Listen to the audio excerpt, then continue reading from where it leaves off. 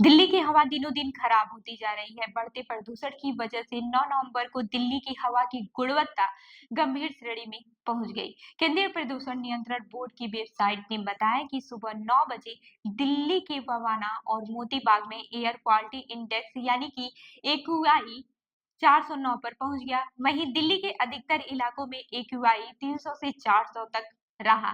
400 से ऊपर एक्यूआई जाने पर हवा में प्रदूषण का स्तर गंभीर श्रेणी का माना जाता है। प्रदूषण की वजह से दिल्ली में पब्लिक हेल्थ इमरजेंसी की स्थिति पैदा हो गई है। स्कूल बंद कर दिए गए हैं और लोगों को घरों के अंदर रहने की सलाह दी गई है। अस्पतालों में हजारों मरीज सांस से जुड़ी बीमारियों के इलाज के लिए आ रहे हैं और ये सब दुनिया की सबसे प्रदूषित हवाओं में से एक सांस लेने की वजह से हो रहा है। दिल्ली को यहाँ रहने वाले कई करोड़ों लोगों के लिए गैस चैम्बर बताया जा रहा है, लेकिन उत्तर भारत में इस बुरी हालात वाला ये अकेला शहर नहीं है। दुनिया के 5 सबसे ज्यादा प्रदूषित शहर गुरुग्राम, गाजियाबाद, फरीदाबाद, भिवाड़ी और नोएडा दिल्ली के 80 किलोमीटर के दायरे में ही है। एयर क्वालिटी के लिहाजा से इस 80 किलोमीटर के दायरे की हवा सबसे खराब है। पर्यावरण संगठन ग्रीन पीस ने 2018 में भारत के शहरों में प्रदूषण की स्थिति पर एक अध्ययन कराया था। इसके मुताबिक उस वक्त दुनिया के 30 सबसे प्रदूषित शहरों में 22 भारत के थे। इस अध्ययन के मुताबिक इन शहरों की हवा में खतरनाक कणों का स्तर डब्ल्यूएचओ के सुरक्षित मानकों से काफी ऊपर था। हवा में घुले इन महीन विषैले कणों को पार्टिकुलेट मैटर 2.5 यानी कि पीएम 2.5 कहा जाता है। ये महीन कण धुएं में मौजूद कार्बन के कण या फिर धूल के कण या इनका मिश्रण होता है। डब्ल्यूएचओ के आकलन के मुताबिक दुनिया भर में लगभग 70 लाख लोग दिल्ली के मौजूदा स्मॉग जैसे हालात की चपेट में आकर समय से पहले मर जाते हैं। ऐसे हालात की वजह से स्ट्रोक, दिल का दौरा, डायबिटीज, फेफड़ों का कैंसर या फिर फेफड़ों की बीमारी की आशंका बढ़ जाती है। दिल्ली और इसके आसपास के रहने वाले करीब 3 करोड़ लोग पिछले एक सप्ताह से ज्यादा समय से रिकॉर्ड लेवल के स्मॉग से जूझ रहे हैं। लेकिन ये सिर्फ इसी इलाके की दिक्कत नहीं है। देश के उत्तरी हिस्सा खासकर गंगा मैदानी इलाका प्रदूषण की भारी चपेट में है। यहाँ तक कि नेपाल और बांग्लादेश जैसे भारत के पड़ोसी देश को भी इससे खतरा है, क्योंकि पश्चिमी हवाएं यहाँ की धूल और धुएं को उड़ाकर हिमाचल तक ले जाती हैं। तो सवाल ये है कि आखिर भारत में हवा की गुणवत्ता खासकर अक्टूबर और नवंबर के महीनों में इतनी खराब क्यों हो जाती है? अब ये भी जान लेते हैं कि क्या पराली जलाने से बढ़ता है प्रदूषण? दिल्ली के आसपास और उत्तरी भारत में खेतों में पड़ी पराली जलाने को मुख्य तौर पर प्रदूषण का जिम्मेदार माना जाता है। फसलों की कटाई के बाद से नई फसल के लिए जमीन तैयार करने के लिए किसानों के पास जो सबसे अच्छा और सस्ता तरीका है, वह है खेतों में पड़ी पराली को जलाना। लेकिन दिक्कत यह है कि पश्चिमी हवाएं पराली जलने से पैदा हुए धुएं को उड़ाकर दिल्ली की ओर ले जाती हैं। इससे हर साल इस समय दिल्ली में प्रदूषण बेहद खतरनाक स्तर पर पहुंच जाता है। पराली जलाने के इस चलन को कम करने की सरकार की कोशिशें कामयाब नहीं हो रही है, क्योंकि इस संबंध में बने नियमों का सही तरीके से पालन नहीं होता। इसके अलावा सरकार के पास इससे निपटने का कोई कारगर विकल्प भी नहीं है। भारत एक कृषि प्रधान अर्थव्यवस्था है और यहाँ खेतों में फसलों के कटाई के बाद से उनके ठूंठ बड़े पैमाने पर जलाए जाते हैं, खासकर उत्तर प्रदेश और हरियाणा जैसे राज्यों में, जहां दिल्ली के अलावा देश के सबसे ज्यादा प्रदूषित शहर है।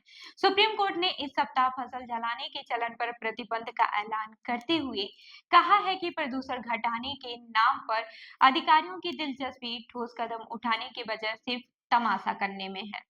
आपको बता दें कि दिल्ली और इसके आसपास के इलाकों में स्मॉग की स्थिति को देखते हुए भारत सरकार को पब्लिक हेल्थ इमरजेंसी का ऐलान करना पड़ा है।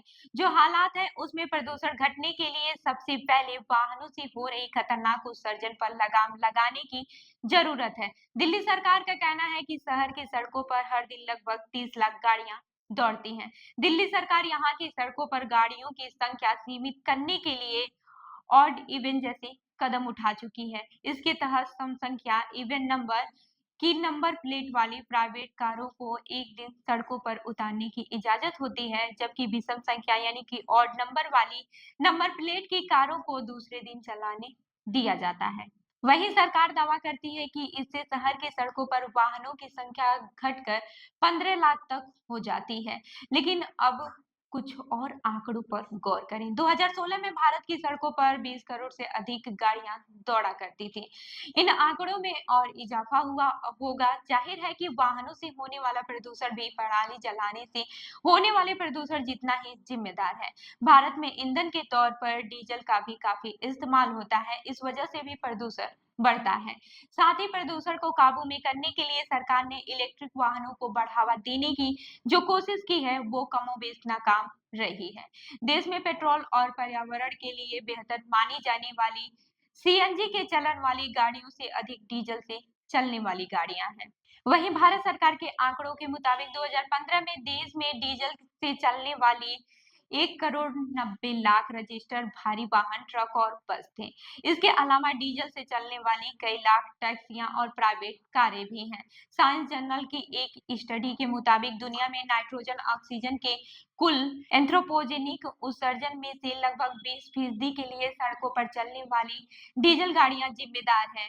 पीएम 2.5 के लिए इस तरह के उत्सर्जन की बड़ी भूमिका है। आपको बता दें कि हर बार जब दिल्ली में जहरीली स्मॉग की चादरें बिछ जाती हैं तो सरकार और अदालतें पूरी राजधानी और उनके आसपास में चल रही सभी निर्माण गतिविधियों पर पाबंदी लगा देती है। इससे हजारों निर्माणाधीन आवासीय अपार्टमेंट, सरकारी इमारतों, सड़कों, शॉपिंग मॉल और फ्लाईओवर बनने तक के काम रुक जाते हैं। ये इसलिए बड़ी समस्या बन गई है क्योंकि कई निर्माण कंपनियां या प्रशासन अपने निर्माण स्थलों से निकलने वाली धूल और मलबे के निपटारे के लिए कई सालों से नियमों का पालन नहीं कर रहे हैं। ये धूल अक्सर अपने साथ तरह तरह के केमिकल्स लिए होते हैं। ये धूल हवा के साथ उड़ती है जिससे कि सांस लेने में कठिनाई और फेफड़ों के संक्रमण जैसी स्वास्थ्य समस्याएं जन्म लेती हैं। भारत की तेजी से बढ़ रही अर्थव्यवस्था अपने से ज्यादा विकसित और बड़ी अर्थव्यवस्था यानी कि पड़ोसी देश चीन के साथ तालमेल बिठाने में भरसक कोशिश कर रही है। इस विकास को बढ़ावा देने में निर्माण कार्य अपनी भूमिका निभा रहा है। भारत सरकार के अनुसार साल 2022 तक निर्माण उद्योग का बाजार 738.5 अरब डॉलर था। साथ ही देश की अर्थव्यवस्था में स्टील, पेंट और शीशा उद्योग भी अहम खिलाड़ी हैं। हालांकि इस बात की कोई स्पष्ट जानकारी नहीं है कि मौजूदा समय में भारत कितनी निर्माण गतिविधियां चल रही है, लेकिन अधिकांश छोटे शहरों की सभी क्षेत्रों, आवासीय इमारतें, वाणिज्य संपत्तियां और बुनियादी ढांचे के निर्माण में तेजी आई है, जिससे ये भारत के शहरों को दुनिया के सबसे प्रदूषित बनाने का तीसरा सबसे बड़ा कारक बन गया है। तो इस खबर पर क्या है आपकी राय, हमें जरूर बताएं। मैं हूं रूबी आपके साथ और आप देख रहे हैं जनदर्पण न्यूज। धन्यवाद।